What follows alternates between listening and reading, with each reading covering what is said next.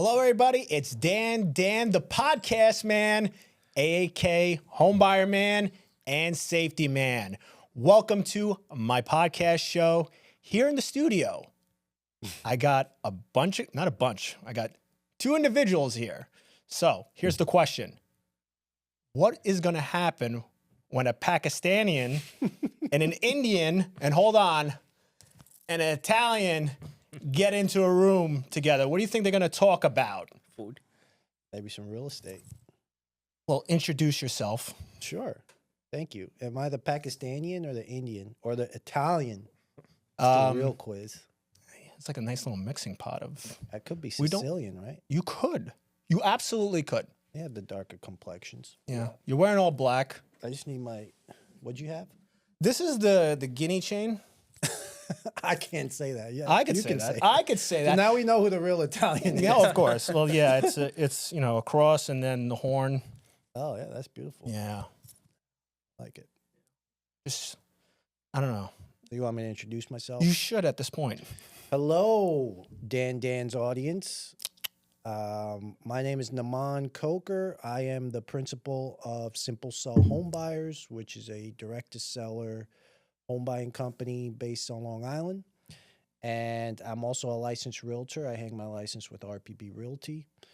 What else you want to know? Well, you already asked me. That was actually a direct question I was going to ask you if you were a real estate agent, but never mind. Moving on. Read your mind. All right, guys. My name is Kavneet Baweja. Friends call me KV ever since I was very little. Founder of Mojo Home Buyers, also licensed agent with Sirhind. And I'm the Indian, if you couldn't tell by now. And the rock star agent. Thank you. Do you see how these guys are sitting? You see how it's so... I mean, I can't sit like No. this. I need to point this stuff out. All right, so this is how this podcast is going to roll. We're comfortable. Now let's I guess go into a better question. Well, how do you guys know each other? Don't ask like I don't want how we know each other, but you two, actually. You How two do we know each other, KB? Well, I'm sure he doesn't have first memory of me, but I do because he's my coach, obviously. Oh, you birthed him? No, I think he's my coach. I know he's your coach. So you birthed him. No, that's weird. No, it's but not weird. I met him at Leave the Keys meetup 2 years ago, and then started following him on social media. I was like, oh, this guy knows a little bit about real estate. And it turns out I ended up doing my first ever wholesale deal with him. A little bit. One of the first few ones. I like that you said a little bit. Yeah. I This like guy that. knew I like way that more. too, actually. I think here's what I would say. He knew more than what he was showing on his Instagram page. So. Well, it's a good way to get the right person, I think, believe it or not. Because I don't sit there and I'll never, ever in my life, I don't care how many houses I buy or what I do in real estate, I will never say I'm an expert or I know it all. Oh, yeah. I just know enough. You're the student of this game. Any business. You'll always be. 100%. Yeah. And if you I think you're the expert at safety, Dan. Safety, yes. I am an expert at safety. That's why they pay me a good amount of money for that position and that job role. But, real estate is more of it's the hobby. When it comes to rentals and mastic, I think you know a thing or two. I was at one of your events recently. You It was were. pretty dope. What'd you do at my event? I had some Italian pastries, which were delicious. That's the only way. Other First of all, than to that, host an event. I was there to support you and learn about your rental. How do you feel about my accents? I want you to state this for the record now. So how's my Indian accent? Terrible. It was awful Yes. because your Indian accent ended up being like Italian. When he yeah. started doing this. it was like the Michael Corleone of India. Yeah. But aside from that, it was a great event. I learned a lot, actually. Really? Yeah. And that means a lot. So like, Namon, how long have you been in the business for? In the real estate business. Just in the real real estate. estate business since about 2018 with like full force. I learned the business. I cut my teeth working for someone else as an acquisitions person. Okay. I was there for like 6-8 months. I was trying to learn how this direct-to-seller thing worked. And Got to go in quotations? yeah, like I just didn't know. at that time. Let's what that let's all was. let's back it up 1 second. Do you know what the term cut your teeth mean? Because I have no idea. I've heard this before. What does that Cutting mean? your teeth, like how you got started in something. It's just something you pick up. Do you know the term? English not my first Oh, language. you want to know Oh, like very what the good. origin Asking of the the wrong term is? That's what you're asking? Yeah, I wanted to see Oh, if I you don't knew know. the No, I don't origin. know the Okay. origin. So you started in 2018, and then was that the full transition by working under somebody? I worked under somebody for less than a year, 6 to 8 months. Long Island-based investor, had a pretty sizable operation. Gotcha. During my, let's call it 8 months. During my 8 months there, I think the minimum, like in terms of contracts brought into the office, it was like anywhere between 6 to 12 in a month. So they were doing Wow. some For Long Island. pretty good business. Yeah. Yeah, that's pretty good for Long Island. So once I kind of realized like how the sausage was made, there's another phrase for you. Ooh, so yeah, I That- actually that's- know. that one's more self-explanatory. Well, I used to make sausage with my dad. We used to make prosciutto, gabagol. I mean, Makes yeah, sense. no, I know how sausage is made. That makes sense. What were you doing prior to that? Prior to that, I was so that was what, 2018. So from 2014 to 2020, I also ran a franchise business. Really? Yeah, so food franchise, like quick service restaurants. Can't disclose the name. No, I can. If you want to get into that, yeah. I was in the Papa John's franchise concept. Not easy. No. Very Any type of franchise is not easy. Why do you know that? Why does he know what? I'm educated. How does he know the that industry is not an easy business? Well, the food industry in general is a Well, tough yeah. business. Yeah. Gotcha. That's why I think getting into a franchise concept can make a lot of sense because you know, especially if it's a proven brand, Mhm. rather than just trying to get it going yourself. So here's a good question for you. Doing the franchise, did that help you structure your business The today? real estate business? Yes. Yeah, 100%. What do you think are the key, like one of the key things out of that franchise? Systems, processes, Mhm. having a documented system and process for everything that you do when you start to hire people. Okay. Makes a lot of sense as far as training goes, as far as just knowing that everything you're doing is going to be done the way you want it to be done, or at least close enough. That's basically what the franchise system does best. It's like there wasn't 20 ways to make a pepperoni pizza, right? When I was making a pepperoni pizza, there was only one way, and if you didn't make it that way, you had to remake it essentially. So this, you're basically dealing with a lot of customer service too. Correct. And absolutely wouldn't that be the whole art of wholesaling? In a sense, yeah. I mean, you're dealing with people. Everything revolves around people. So the customer service that you alluded to at during my Papa John's days, different clientele, but Of course. you're You're dealing with food, you're dealing with dealing with houses. that. Complete, yeah. it's almost the So same thing. I think it plays. I mean, it's now I'm more of like in the sales role, but it's you have to master the art of communication and knowing what people want and what their needs are and that sort of thing, and That's- packaging that nicely, whether that's a pizza or an offer to buy your house. It all plays, yeah. And KV, don't worry. I do have a slew of questions for you, and I'm gonna get to I'm you. not Don't. falling asleep. You're good. But you mentioned something really good. And there's another. You mentioned something really good. What do people want? How do you figure that out? So now we're transitioning into real estate. And Sure. making Yeah. No. offers? It's yeah. I'm not sure if I've mastered that, but We don't have to use mastered, but you're at How a do I point where go you're about making it? you're making money. You own this business. This is what your livelihood is on. So right, you got to know something. yeah. How do you determine or figure out what somebody wants or needs? So this entire business for me comes down to the conversation, and it's a series of questions to try to extract in a sense what the needs are, what the desires are. And sometimes it's stuff that's you can't be seen. It's not just money or anything. It could be a person is embarrassed about the condition of their property.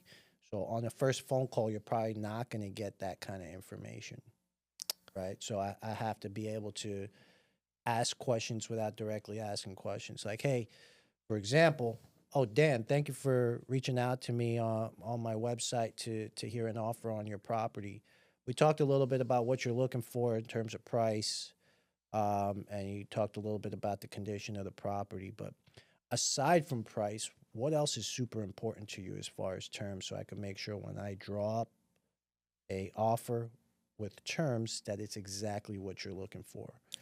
So take price off the table. Now we start talking about what else is important to you. Those are the type of questions that I've learned to ask that get into the meat and potatoes of what people really want. And then I sit there and package that up, terms, price, everything that hopefully will make a deal happen. When you ask that question, to what besides like the terms and all that, do people easily answer that question? Like, what I'm trying to say is, like you mentioned, like they're maybe ashamed of selling the house, they're just distraught, but you're trying to put this deal together, Right. and you ask them the question, like, is it hard to fish it out of them sometimes, or sometimes they come out flat out, this is exactly what I want to make this offer happen? Yeah, it's a good question. So every seller has their own unique personality, right? So you're going to have people that are a little bit more assertive. You're going to have people that don't know what the heck they're doing, and so they need you to guide them a little bit more. So my job is to meet them at their personality. So if they're assertive, I'm going to be assertive. I'm not going to beat around the bush. If they know what they want, I'm going to be like, all right, let me come out and see the property. I'll see if I can get you that. If they're not sure, if they're a little bit uncertain or don't know the process, then I'm going to spend probably a half an hour on the phone with them when we first speak and just talk through. One of the first things I'll say is, you must have a bunch of questions for me before we even talk about your property. Is there anything you'd like to know about me, my business, my process before we even get into your house or stuff like that? So understanding the person's personality that you're on the phone with or that you're face-to-face with, that's the first thing. And then the second thing is to your question about, is it difficult to extract some of that information? I think it depends on the way you ask the questions and how much rapport you've built with that person.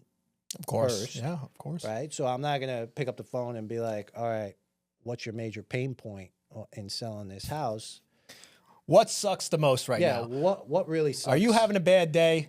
Sell your house to me right now. Exactly. So that conversation would be pretty short, right? And to the point, and it would end quickly. But if we start talking a little bit, so they get to know me, we build that rapport over the phone, and then asking, instead of saying, hey, is the house in complete disarray? If you ask, aside from price, what else is important to you? They may let you know that, hey, the house is not in great shape. There's a lot of stuff left behind. My mom passed and I'm inheriting this house, and there's 3 generations worth of stuff in the house. Yeah. Right? They're not going to say, hey, mom and dad were hoarders. They're going to say, hey, there's 3 generations of stuff in the house. And so then I have to kind of piece it together and go on site and see what I'm dealing with and package, Of course, the offer accordingly. Everything that you're mentioning is a skill set. Would you agree? 100%. This is all skill. It's learned. It's a learned skill. And every day you're probably learning every time you pick up that phone and you make that conversation. You have to make that human connection. Generous. I mean, I don't know if I'm learning every day, but okay. Every once in a blue, I pick up a thing or two. By doing all this, do you have a level of satisfaction? Do you enjoy this process when you get to these points? Yeah, I would say so. I feel like what I like about this business is that I'm constantly meeting people and I'm constantly helping them solve a huge problem in their life, right? And a problem is in quotes too, because sometimes people just want convenience to sell their property that they inherited. So it's not like a problem in the sense that it's not always a really bad situation that somebody's in. Sometimes people just want convenience. I use problem loosely in that whatever their challenge is, whatever they're trying to achieve a goal. That goal revolves around selling the house, or at least finding out what they can get for the house so they can explore all their options. And my job is just to help them achieve that goal. So yes, it is fulfilling because I'm helping people solve or achieve a goal that revolves around a big asset in their life for the most part.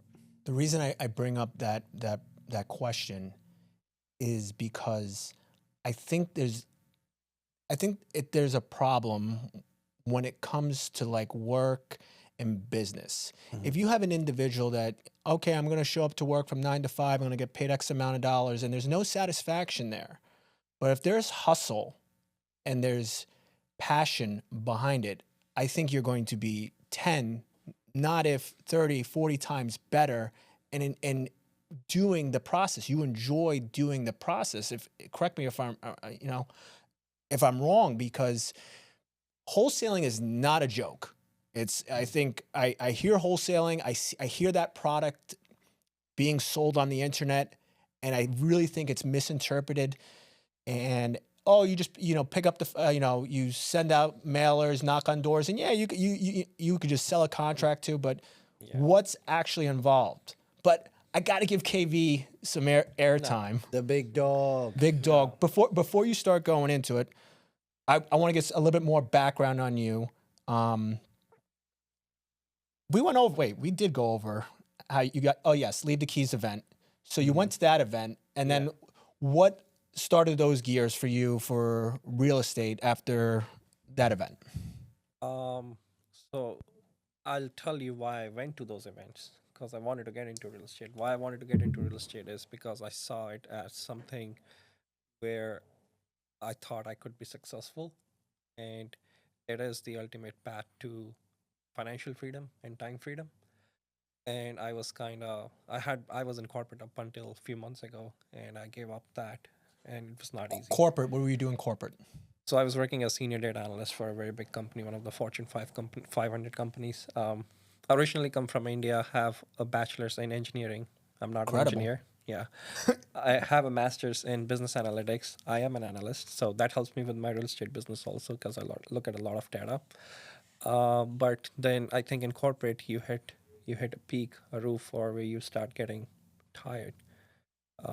So wanted to be my own boss ever since I was young. I grew up in a business family, and I'm glad I made those choices. Same being your own boss. How's that going? Yeah, I love it. Love it. I can take whenever day off I can. Haven't taken a day off in the last few months, including that's typically Saturday, how it Sunday. goes, right? That's typically how it goes. You want to be a business owner, and then you go from working 9 to 5 days a week to 24 hours, 7 days a week, right? Yeah. Much better. But then I don't I'll be honest with you. The biggest reason I quit my recent job because it was from home, and I was stagnant. I hated it, being behind a screen, closed in 4 walls, and some days not even stepping out of the home. Yeah. The big job before that, I was at least getting dressed in the morning, putting on the music in my car, driving to work, meeting people. What are you listening to? Punjabi music most of the time, or Latin music. I gotta know what you're bumping when you're going into work. Yeah, we'll get there. But Nuts Punjabi. But now, at my previous job, song. It's a banger. yeah, for sure. At my previous job, I'm working from home, and there's no motivation to wake up in the morning. Some days I would just wake up, put my laptop on, and go back to sleep. But now I'm up. Did you at least have a macro setup where the mouse was moving? Yeah, I'm not gonna give all the caveats, but whatever. But now I don't mind staying up till 1 or 2, working as my own business admin. I'm gonna grow business, hopefully hire more people, or wake up 7 in the morning. Oh my God, today I gotta do this. I'm working on my own business, which is gonna help me pay. Also, with 2 individuals like yourselves, you're both business owners. Well, yeah. I guess I am too. I do. But do you feel like the hustle? You're your own boss. Yeah. Your deadline is yourself. Yeah. You don't finish whatever you're gonna do. You failed on yourself. Yeah. Yeah. For me, I have recently went through a period of the last 3-4 months from working from home. I was teaching online courses for construction courses, and first month was fantastic. I woke up, hop on a Zoom, and I start teaching. And I think by month 2, I was like, I don't know. I've been in the construction industry for over 15 years, going into a field, Yeah. but to work from home, I think it's very can't do that. debilitating. Yeah. For some people, it works perfectly fine. But for guys like you and I, like, For my brother, because I know he's going to watch this podcast, my brother Michael, he loves it. yeah, my wife loves it too. But imagine being cooped up all day. Well, you were. I was temporarily. Were you for ever some- cooped up? For some people, it's I just- work from home. Yeah, I've worked from home way before work from home was a thing. Probably since. So before the Papa John's business that I spoke about, I was in corporate America. So I worked for a bank called So Credit both of Suisse. you were. Yeah, I was in banking for 5 or 6 years right out of college. I was a finance major in college. Very cool. So I got that job, interned, and did that standard approach to getting into banking. So I was working in the office at that time. Left in 2013. I was like 25 years old, 26 years old, and then I was like, I'm going to start a business, or I'm going to buy a business, and I'm going to invest and that sort of thing. And from then on, I've been working from home for the most part. And even my office, when I was in the franchise business, was from home. And now I'm working from home too. So, you just have to, for me, what it became is you have to have other outlets, and like something like this 100%. is an outlet where I could come, sit down, meet with you guys, and have that human interaction. In the real estate business, I'm in the field a lot, going on appointments and checking on flips and doing that sort of thing. So I'm out there in the real world and not feeling cooped up all the time. If I'm in the work from home office, I'm busy, so I don't have time to sit and think about like, I'm alone in here. It's a little solitary. I really don't. I don't wander off into those thoughts too often. Yeah. But I can see how that can be debilitating. Like, you need to get out and have that human interaction. That's how we met, right? At the meetups and things like that. sure. I didn't realize we met at Leave the Key, but when There's my something in first Glencoe. memory of you was actually at one of my in meetups Plainview? in Plainview. That's when I think Yeah. when we started getting friendly. So by that time, I was your fan already, just so you know. Nice. Fan. Yeah. All right. So how did the relationship happen where you took him on as basically an apprentice or a So just to be clear, I never took. I call KV Cav. That's my nickname for. Okay. For You're the only person that can call him that, right? I'm trying to make that his new nickname. Oh, I'm then never mind You can then. try. have Like, him, people have been calling me take it KV over. ever since I was 8. I like Some KV. people think I changed my name to KV when I moved to the States, because a lot of people do that. Mm-hmm. But honestly, I was into sports when I was very little, athletic sports. So for people to say Kavneet on the field, pass, something like that, like it was Mm-hmm. tough. So people start calling me KV. I'm terrible I with was 8 names, years and I old. would forget your name instantaneously. Yeah. I thought Namon's name was Nahum for quite some time, and I was calling him Nahum. That's terrible. Oh yeah, no, it's horrible. Call him Jay. He likes Jay. So I never hired him as a coach, I'll be honest. Yeah, But it's more of an informal. when I was learning about real estate relationship. and when I was learning about direct to seller marketing, I was talking to a lot of people who were big people in this industry, including himself. And I just found myself connecting with him more than anybody else. Like, some other people wouldn't give that much attention. Some other people wouldn't show me how to grow up the rows that much. And I tried to JV with a few other people also before I met him or before I started talking to him. But I just felt very comfortable talking to him. And that was very kind of him too. You the man, bro. Wow, that right there was perfect. Yeah. James, I really hope you get that. You need a snapshot of you guys bang. We Pretty didn't sure close the our cameras are brotherly rolling love. at this point. You could just look at whatever camera and just hope for and the it's best. not easy, wholesaling, because I don't know how many deals we tried to do first before we actually did our first deal together, and other people would have given up on me by then. So let's talk about the first deal, because I think that's a good and nice little segue.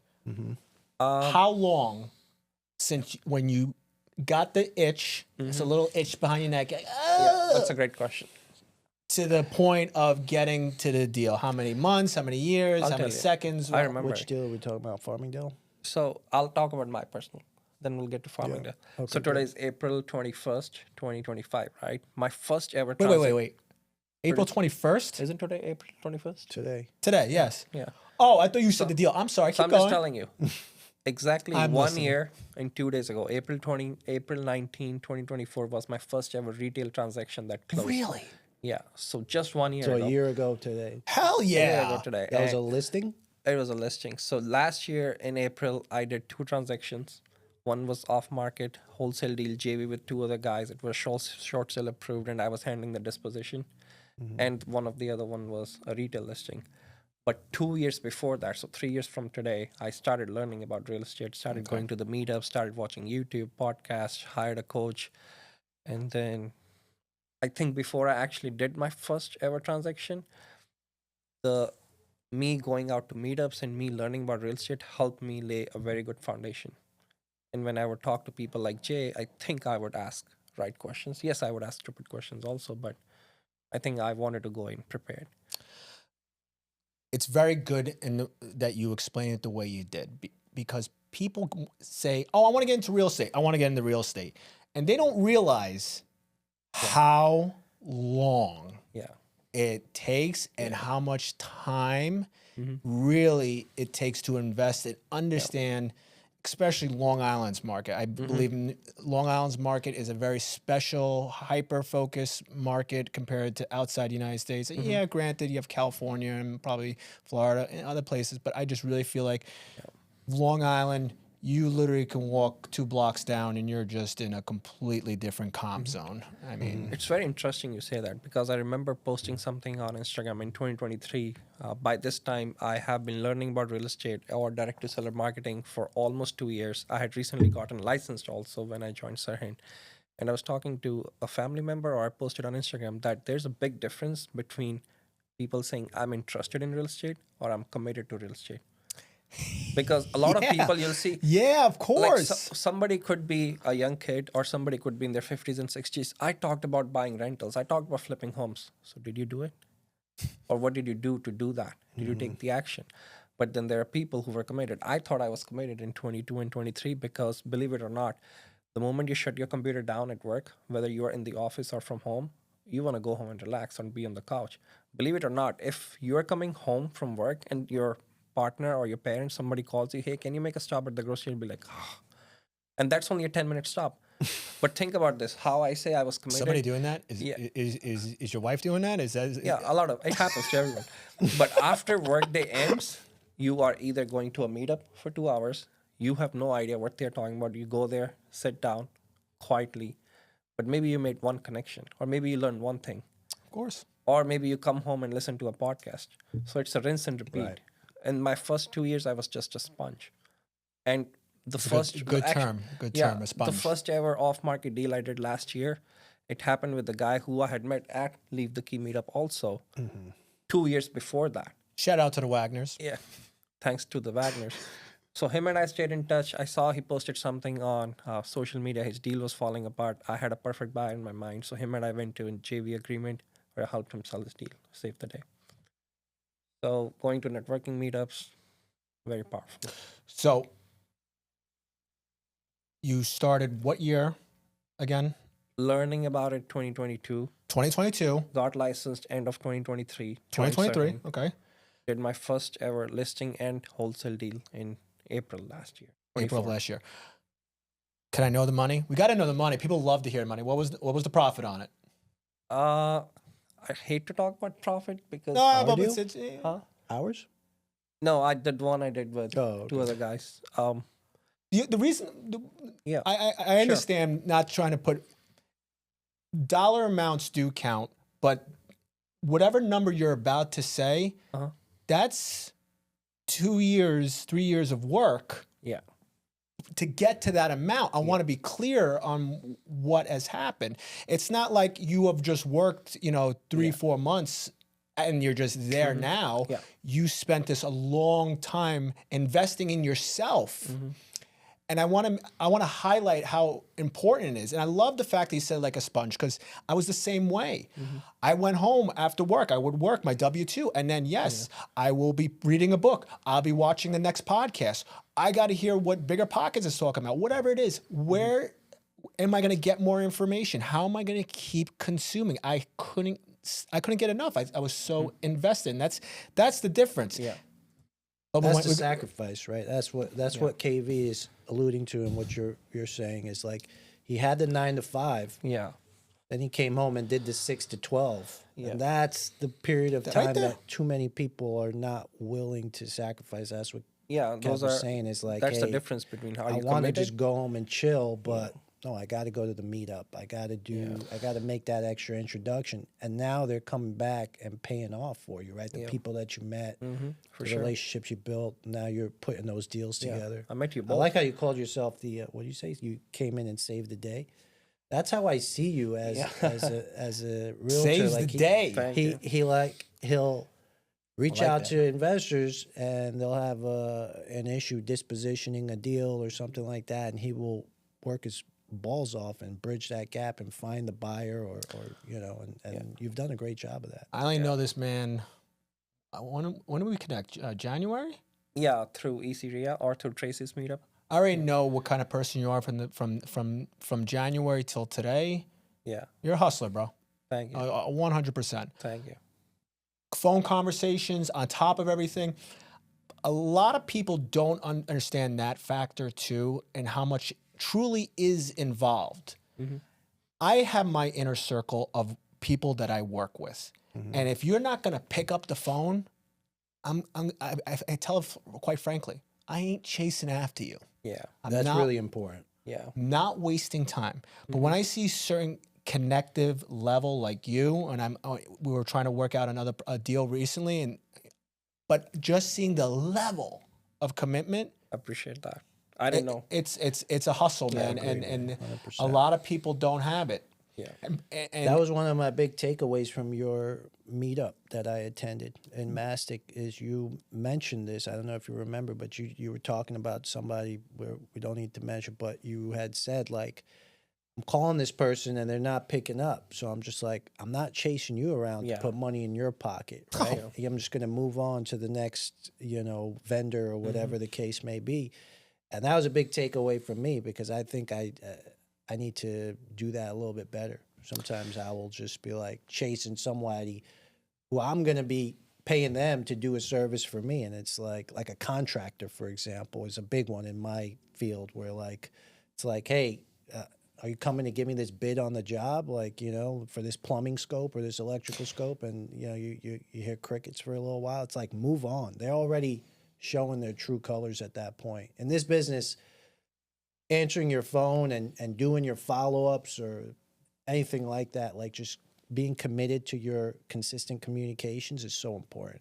I mean, that's basically half the business. if my right there. coach has taught me anything, is that if you're going to ask somebody for services, regardless what it is, you got to give them a response. Never ghost them. Be appropriate. Yeah. And always take them seriously, because then they won't take you seriously when you absolutely do need them. What I try to find now in my world now, I'm looking for the hustlers. I'm looking for that person that is going to do what I would do. People don't realize like how invested. And my wife looks at me and she goes, "Dan, like you're going crazy." I'm like, I know I'm going crazy. It's just because my level of commitment for whatever it is, it can be real estate, it could be whatever it is. She knows ultimately I'm going to get it done, and I'm going to figure it out, and I'm going to find the right person. Yeah. You want to work with people who are at the same energy as you. You do. Yeah. You do. Otherwise, you don't want them on your team. No. If I gotta sit there. Well, you have an update. I want my phone. I hate to say it, but it's true. I want my phone to ping and say, "Oh, I got an update for you." I wasn't even. I didn't even think. You know how nice it is. It is to get very the nice. update, and like I wasn't even thinking about it at that moment, but it's like, bam. Yeah. Yeah. Same thing with bad news too. Is in my line of work, I have to deliver bad news from time to time as well. It's like, if you have bad news, deliver it right away. Yeah. People want to Yes. know if it's bad. They want to know right away, so then we could strategize, plan. Like, don't sit on it. And I think sometimes agents don't deliver the bad news right away. They let it linger. Yeah. So whether it's good news or bad news, whatever it is, tackle it right away. Communicate that out right away, and then the solutions will start to formulate. Rip the Band-Aid off. Rip it off, man. Just rip it off. You will rip it off. It's gonna suck for a day or two, or whatever. That all depends on your mindset. Yeah. It's gonna suck. You're gonna learn from it. But I bet you, the faster you rip it off, Yeah. the faster the next new and exciting thing is going to transpire and happen. Sure. And full transparency is so important. I try. And it's appreciated also by other people. It's a level of respect. Yeah. I try to respect people's time, whatever it is. And maybe I'm not always the best. Maybe I don't answer my phone, and then I ultimately feel terrible. Recently, there's another one. In Christmas time, another. No, that was Christmas time. One of my tenants, the boiler went out, so I called one of my handyman to go over there. He went there the day after to go check on it, and he checked on it. And he says, "Listen, I can't do anything. You're gonna have to go hire, a licensed plumber." And he sent me an invoice. I ignored that invoice for 3 months, and I didn't realize it. Okay. I got so busy. Yeah. And then I messaged him recently on my recent property. I'm like, "Hey, can you take care of this handyman stuff?" You want to talk about feeling like a dumbass? Oh my God. Everything in my body to my core felt like shit. That's Yeah. I felt so, I got to say it this way, fucking terrible. I felt, he messaged me, he was like, "No thanks, Dan. You still owe me on the money in the last job." I'm like, oh, wow. And it was only $100. Yeah. And you felt bad because you're not that person. Absolutely not. Absolutely not. And yeah, I paid him and I doubled it down, and I'm like, but I didn't matter. Even if I gave him extra money, I still, Yeah. I never, it's a terrible, terrible feeling when you're sitting there and it's like, wow, you really duped me and you're not paying me. And there are people out there, you guys, you know it, and they'll just, I need to able to put my head on the pillow at the end of the day. Yeah. So if I see a missed call or a message that I'm supposed to respond to, so let's say I missed a call. Now, I don't know I missed a call. Well, this But podcast is happening right now. You're probably missing a ton of calls, it's a ton of business right now. Happens all the time. But once I know I have a missed call and I don't either text back or call them back, it's gonna stay on my conscience like guilty because they deserve to hear back from me. And then there are agents who in this world will not take my call, will not respond to message. And when they try to call me, I still feel bad. I want to give them their taste of medicine, but then I will, even though I'll ignore their call, maybe 2 hours, 3 hours later, I'll still call them back. Like, "Hey, what's That's up? not How can I you. help you?" That's not you. Exactly. That's not us. That's not you. And that's again, going back to the beginning parts of this conversation with the both of you, what sets us differently from others. Yeah. Everybody wants the end result and doesn't want to go through the pain, doesn't want to have that hard conversation, doesn't want to really get down to the nuts and bolts and say, "Hey, listen," and just ghost them and waste people's time. Don't do it. And it's, I love how you said you want to give him that piece of medicine. Yeah. Oh, my wife is like, "Yeah, fuck him." I'm like, well, hold on here. Let's take it easy. Yeah. And my wife is relentless, but she comes to the reason that I don't care. I really don't. I don't care. I will always show you my judge of character. Yeah. And I will say sorry 1,000 times. I'll admit when I'm wrong, and I'll do whatever I can to put positive reinforcement and move forward. It's just I think it comes down to values and people that you want to work with. Yeah. Absolutely. Well, you didn't tell me the profit. Oh, the profit. I did not forget. So, okay, I'll talk about it. I got to yell it. My first retail transaction, we sold it over asking for $685. So the 2% of that was close to $14,000. Okay. But because it was my first ever transaction, I had to bring on my team leader to help me out. So him and I split 50-50, and after giving him his split and Sarhant, we'll have to give them something also. I walked away with only $5,000, close to that. And on the off-market one where I helped with the disposition, there were 3 or 4 people already involved in that, and I was the 5th missing piece. The deal had already fallen apart. They were supposed to close in 2 weeks. I brought in a buyer, and I think I walked away with 60 to 50, which on Long Island is very small for a wholesale fee. Yeah. But again, there were four other people involved in that.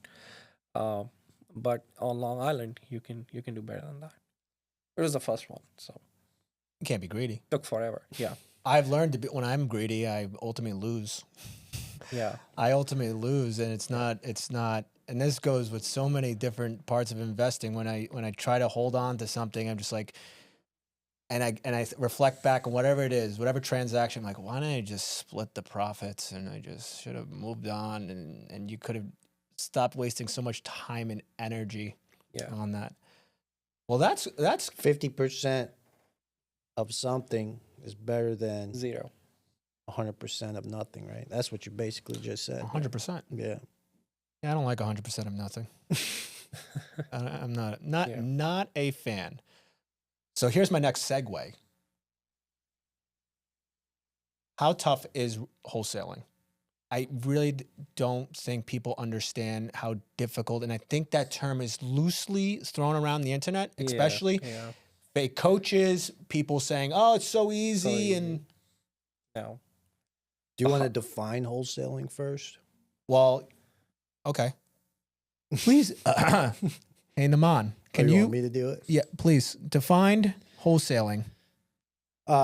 So I think what you mean is wholesaling, as in you put a property in contract, and then now you have the equitable interest in that property. So you're the contract holder. You're set to close on that property, and before you do, you assign your rights to purchase that property to another end buyer who's going to take over, honor all the obligations under that contract, and then you make a fee in between what your contract price was and what you've wholesaled it to another buyer. That's what you mean by wholesaling, or do you mean like just the art of going out and direct to seller and finding properties at a discounted? Well, let's do one thing at a time. Price. Let's go with the first part of the definition where you were talking about the contract. Let's go with that portion. Yeah, that's like what everybody thinks of when they think of wholesaling. Well, that's what I think of. I don't just do wholesaling, so a lot of the properties I will close on and rehab them. So wholesaling to me is just a disposition strategy. It's like you buy the property and then you want to figure out what you're going to do with it. I could close on it, rehab it. I could assign my rights to KV who wants to buy the house and You can keep make it a for fee. rental. Yeah. You could keep it for a rental. But this is very important because if you can't wholesale that house, and if you think in your brain, "Oh, I'm going to wholesale," you got to have a plan B, right? Yeah. Correct. And That's the most important thing. That's why you got to have a plan B. Yeah. That's why I want to make that point, is that me personally, I have never purchased a property with the sole goal to just wholesale it. I always buy the house thinking I'm going to close on this property. This is the price that I'm comfortable buying this house at. I'm going to close on this house. Good. Yeah. Good. If in the interim of I bought this property and I've communicated it to a few investors that I know, and someone wants to make me an offer to take over that contract, if it works out and the economics of it makes sense when I think about the different ways this deal could play out, then yeah, we may exercise that right to wholesale our contract. But how important is it to have plan B? Plan B is no joke. It's not plan B, it's plan A. Yeah. Oh, That's the thing. That's Good. the point. It's like it You're cannot gonna be buy a the plan house. B. I'm buying the You're house. buying the house. I'm You're buying in the house. contract. What people don't understand in New York that's different from the 49 other states is there's no plan B. You can't just, no one's going to give you a free ride to Yeah. wholesale their contract, because we don't have a way out of the contract in New way. York. Inspections get done prior to signing a contract, so there's no inspection contingency. And we're representing as cash buyers, so there's no financing contingency. And a contingency, for your audience, if someone's new, is just a way to back out of your contractual commitment. We don't have any contingencies. All contracts that I sign have zero contingencies. it's fully taking on the You're fully risk. take, so your whatever deposit that you put down, whether it's 5,000, 10,000, or 10% of a Yeah. purchase price, that's at risk. And 10% can be as high as 50, 70, $80,000 on Long Island. What is the most risky thing that could possibly go wrong? Is it back taxes? What could be the most risky thing for you purchasing? Elaborate that question. Oh, for when you purchase a When property? you purchase a property, yeah. Have you found yourself? Wasn't there a house recently that you were trying to get in? Was it Island Park? It was. Did you have to raise it? It was something about flooding. I bought a house in Island Park that had a violation. It had open permits, but another thing it had was a open violation from the village, the local municipality, for failing to file a Sandy restoration permit. So basically, Hurricane Sandy happened in 2012. South Shore a lot of it got wrecked. Island Park is no exception. So that house took on water.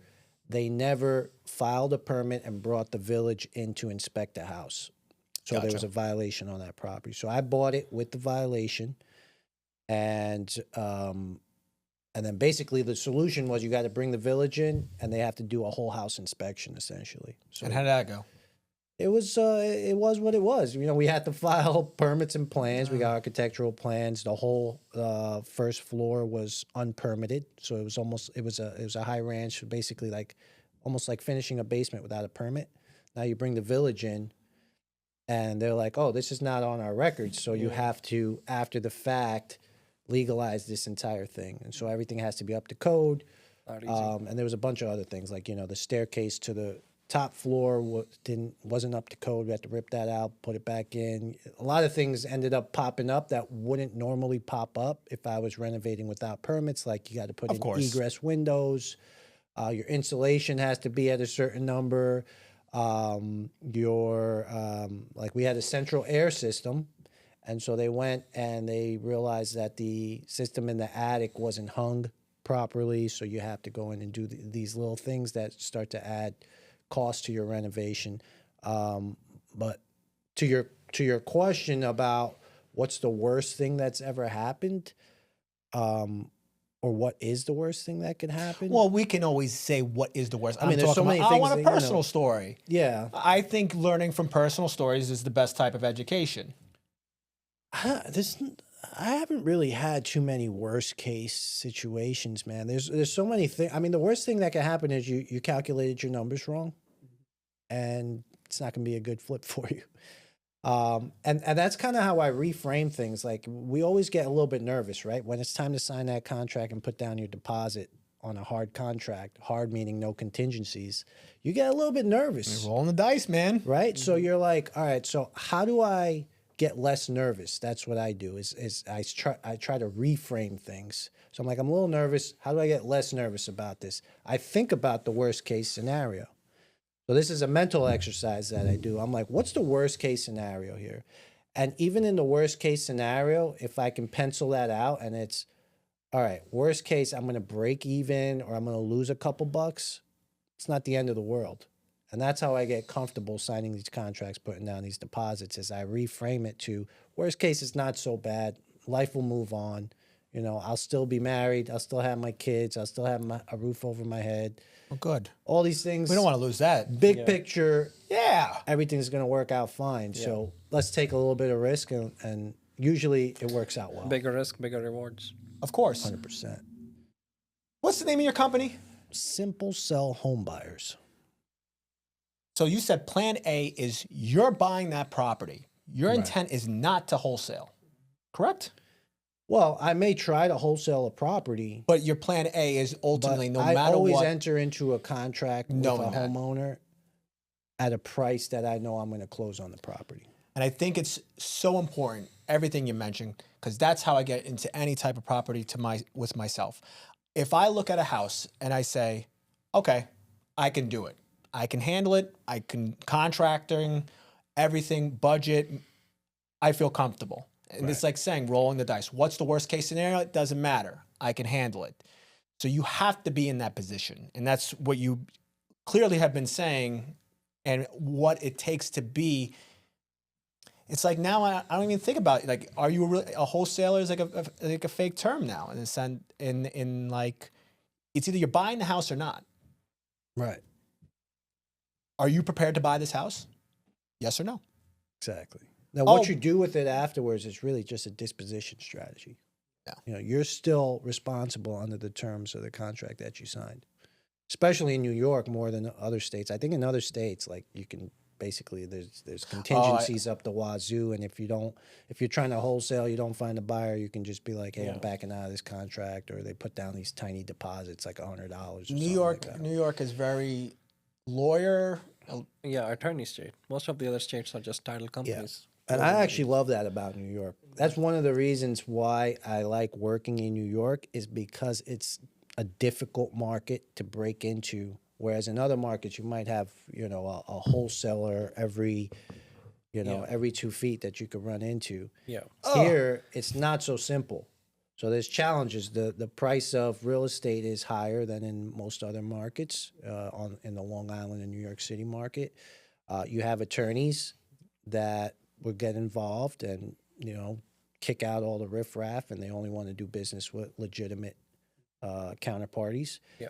Sellers have a higher bullshit meter, right, than in other parts of the country. They're not going to just be like, yeah, come buy my house for pennies on the dollar. Like, There's actually a meter? There's a meter, yeah. You didn't know about it? How does it start and how does it get all the way up? Like, so There's like super bullshit, and then there's just kind of bullshit, and then there's like real buyers. And we want the buyers. You got to be a real buyer in order to pass most of these attorneys, right? Is your bullshit meter really good? I think so, yeah. I feel like I'm pretty good at reading. Do you have an alarm that goes off in your house? In my mind, no, it goes off in your mind. When you're dealing with some like buyer that's just flaky, or you know, the seller's just like not serious about selling, Here's go one. off. Ding ding. When has that alarm ever gone off, but then you were completely wrong and you actually sold the house? You actually bought the house? Were you ever caught off guard? Yeah, of course. There's always situations. Yeah.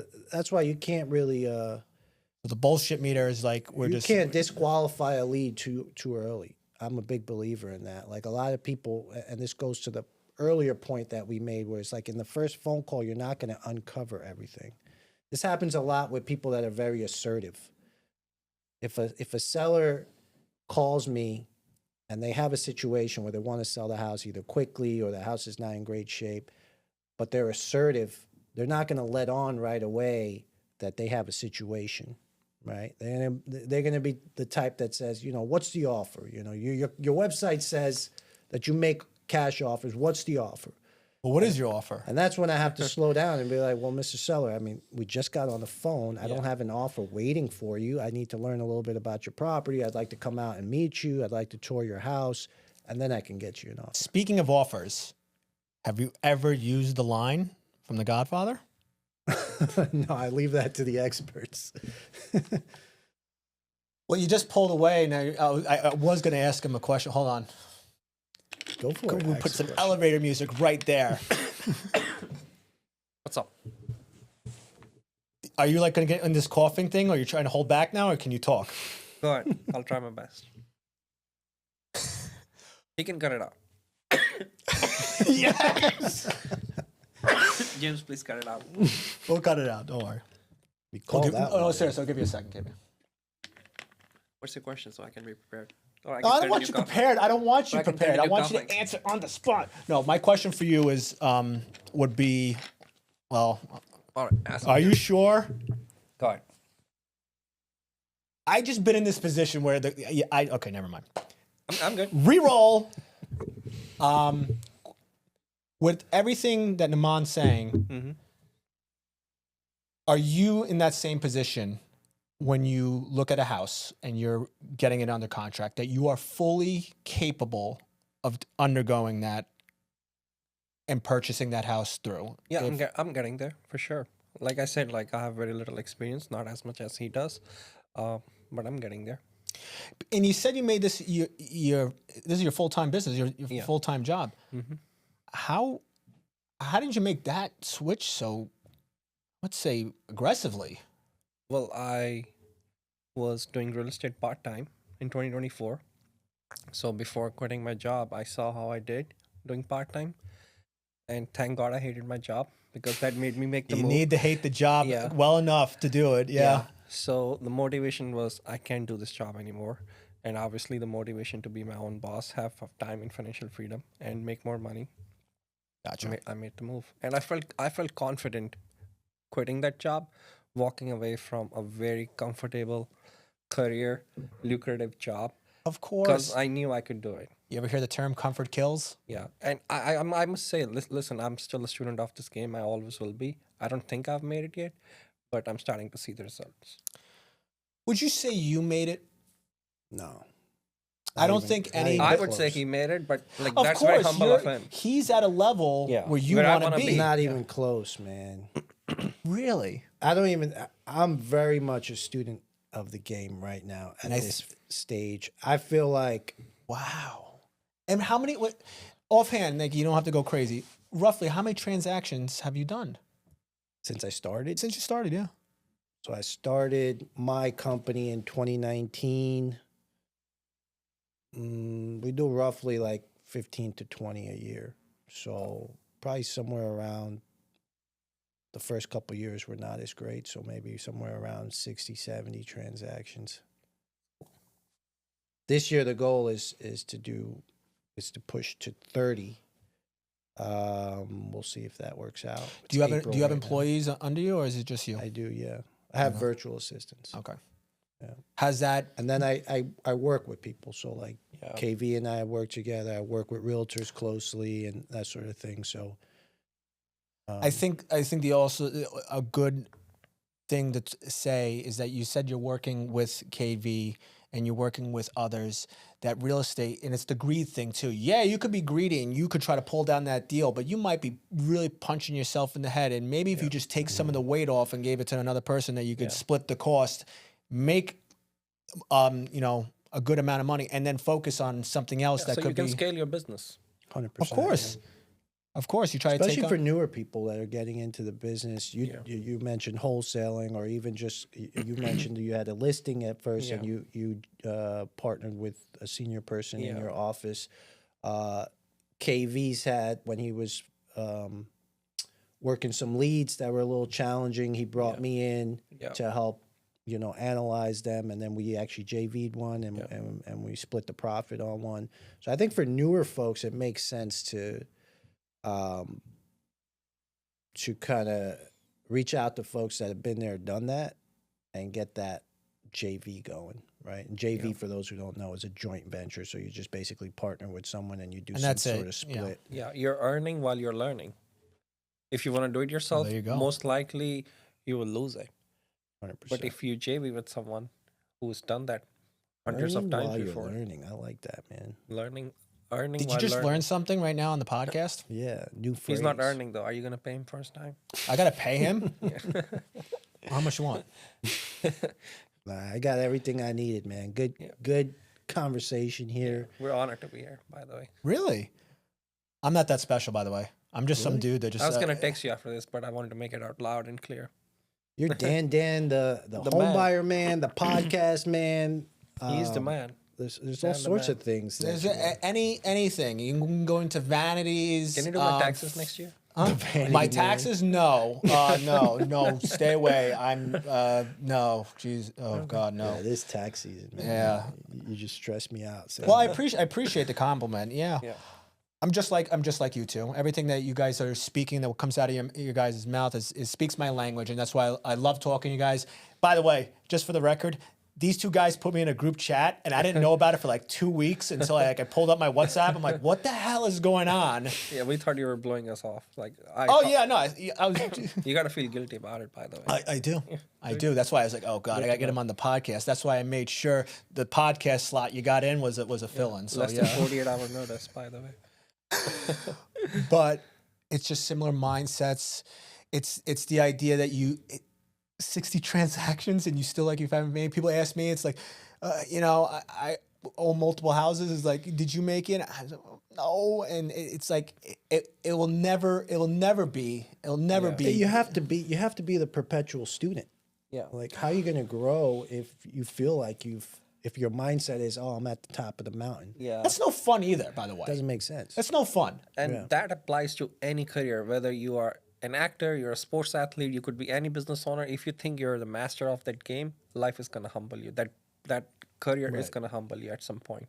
Well, here's something. Did you know I used to be a volunteer firefighter? Did you know that? I did No, not that's know pretty that. cool. Thank you for your You service. don't have to put that into Dan, but you could. You want it, Dan the fireman. All right, but so I was a volunteer fireman for 5 years in my hometown and oh man, I loved it.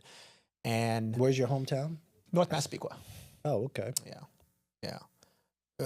Probably one of the best life experiences overall, and just understanding chain of command, commitment, and it really was awesome. Unfortunately, it got more priorities Right. got in the way. I would love to go back and just do it, but there's just so much involved. But what I wanted to get at, why I'm bringing this topic up, was a captain or a senior, I think it was a captain or a senior member in the fire service was telling me, it's like, Dan, if anybody tells you they know everything about the fire service, for the love of God, do not enter the house with that person. They're going to get you killed.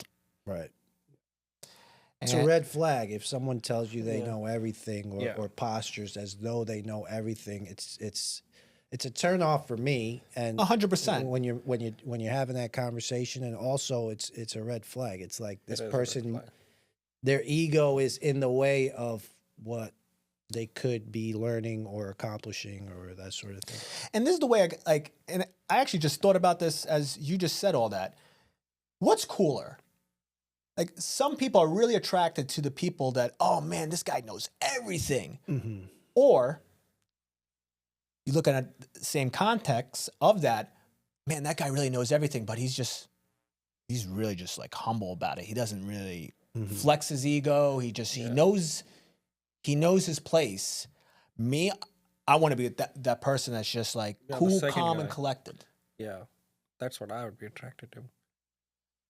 Instead of the guy flexing with X amount of this and putting up how many numbers they're putting up. But I don't know. I guess it just different level of attraction. Yeah, and I think it's challenging in today's day and age because now it's like everyone's got their soapbox, right? And they're trying to promote themselves, their business. We're doing that right now through this podcast, right? Yeah. So we're talking about ourselves more and more, where I don't think that was as much of a norm back in the day.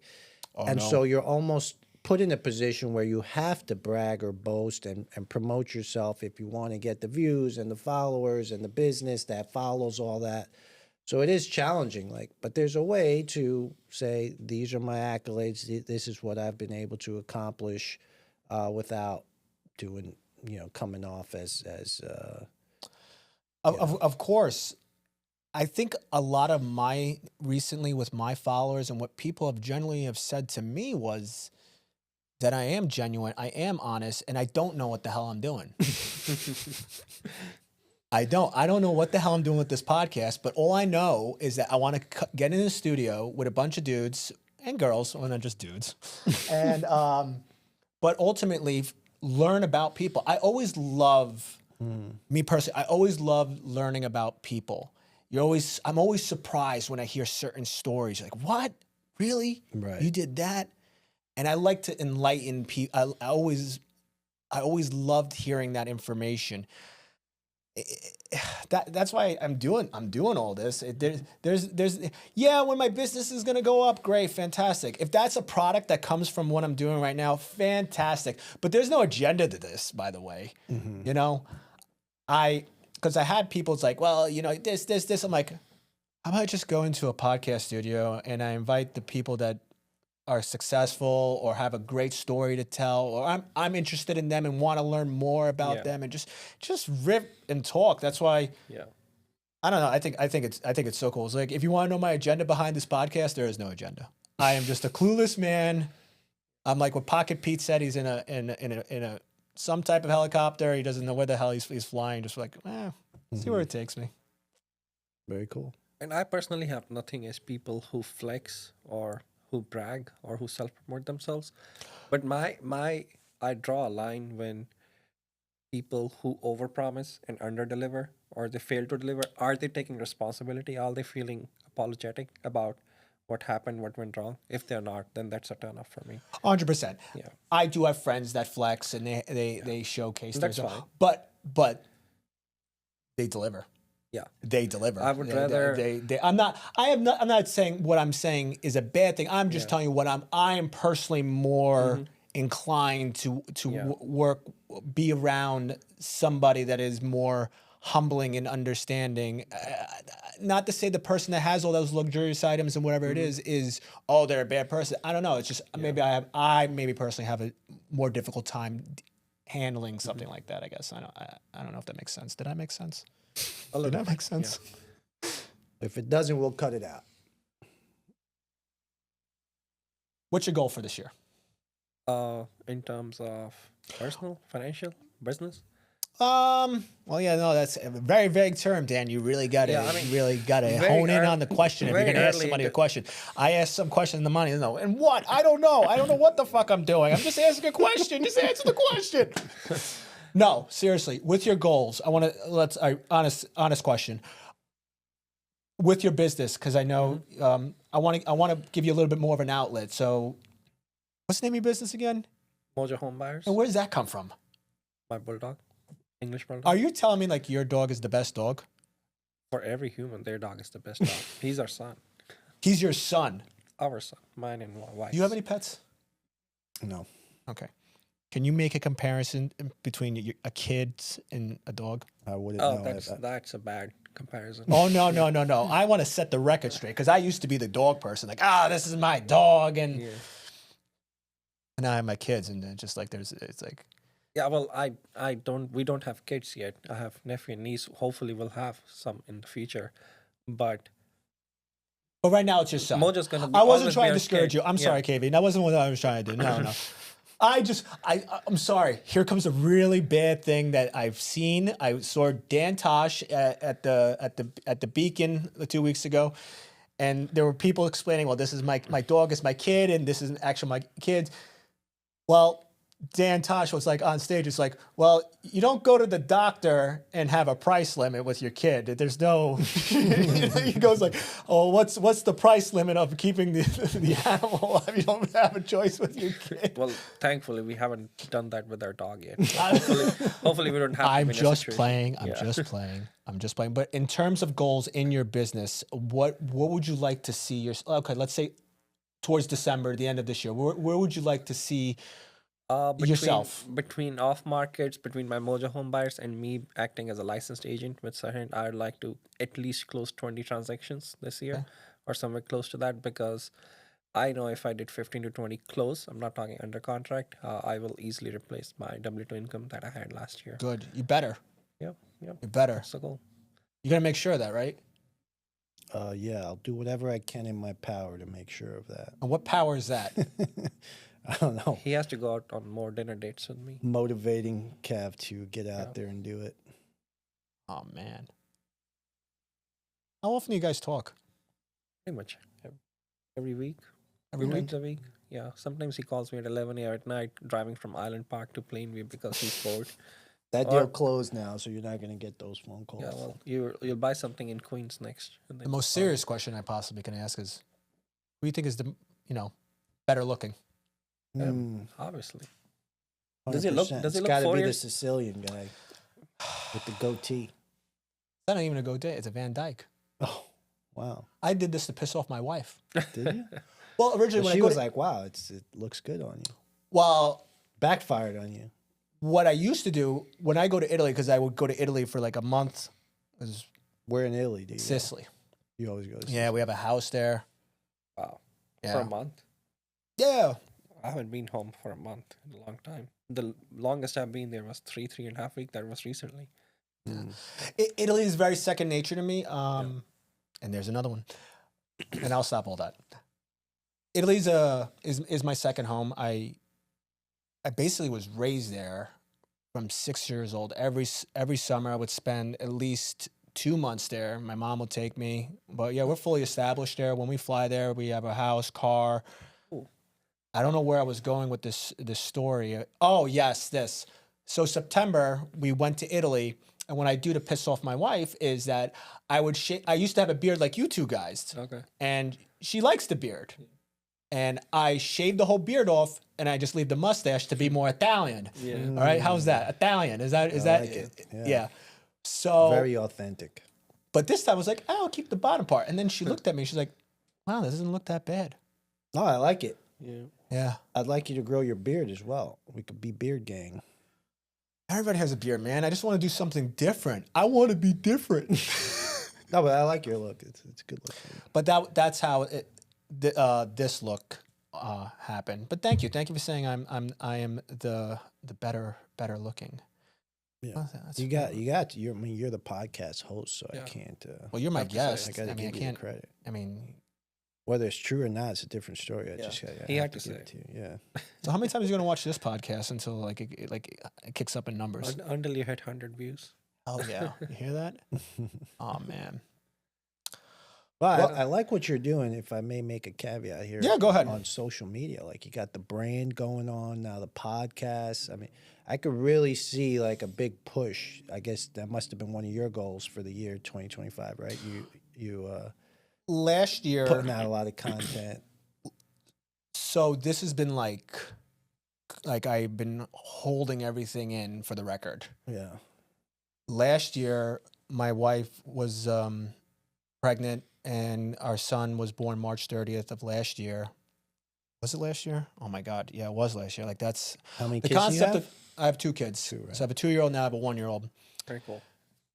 During that duration from March to December, I literally was just W-2 work because that's what needed to be put on the table for food. And then Yeah. real estate was completely cut out. Anything on Instagram, anything like that. And I was just hoarding it like in because ultimately I knew what I needed to be taken care of at home. And that was my wife, our daughter, and our newborn. And priorities came there. Yeah. Yeah. From there, I sat on it, and it was very frustrating, by the way. Yeah. It was frustrating because it was Sat on what? Like the content that you were creating, everything I wanted ideas to and buy things more like that? houses, but that. So the real estate stuff, you were just kind of sidelining. But that. what did you mention about getting into real estate? It's not the 9 to 5. It's the 6 to 12. and that's the time where I would focus on. But when having the second kid under 2, it's game is on. It's Yeah. tough. Yeah. Game is on, and that is number one priority. So Yeah. that's what was there in its place, and there was no, oh, I'm hopping in my car to go check out a house. It's Yeah. it's like, no, you got to be home. And what I was saying, why it's hard, it's for somebody like me, it was hard. But then I think within the second, like by it was March, so by like June, I'm like, accept this. I think everything happens for a reason, and timing is important. And I think it brings in character growth. I remember me chasing my first deal. I didn't get my first solo rental property until my 3rd year in real estate. Yeah.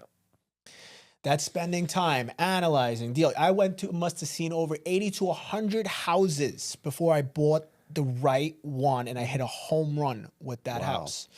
Yeah.